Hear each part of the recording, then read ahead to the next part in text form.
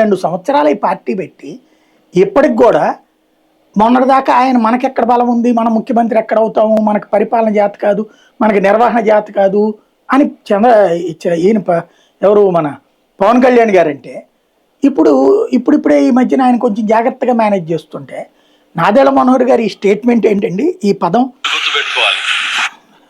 కొంతమంది అడుగుతారు, మనం ఎక్కడి నుంచి పోటీ చేయబోతున్నాం, స్థానిక సంస్థలు రాబోతున్నాయి, ఎన్ని సీట్లు ఇస్తారు, మనకి ఎన్ని సీట్లు ఇస్తారు అనేది కాదు కదా, మన నాయకత్వం ఎక్కడ బలంగా ఉంది, మన నాయకత్వం ఎక్కడ గెలవగలుగుతుంది, అది వాళ్ళు ఎన్ని సీట్లు ఇస్తారు కాదు, మనం ఎక్కడ గెలుస్తామో అక్కడ కదా మనం అడగాల్సిందని ఏం చెప్తున్నారు.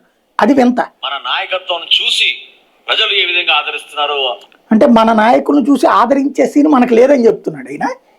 అంతే కదా ఆ పాయింట్కి అర్థం. అటువంటి ప్రదేశాలు, అటువంటి ప్రాంతాలు మనం గుర్తించిన తర్వాతే అక్కడ మనం పోటీ చేయగలుగుతాం అనే. అంటే ఇప్పటికి కూడా వీళ్ళు ఎక్కడ గెలుస్తారో వీళ్ళకి తెలియదు, ఇప్పుడు గుర్తించాలంటే అదొక విచిత్రం. అప్పుడు మనకు వస్తుంది, మనం మాట్లాడగలుగుతాం.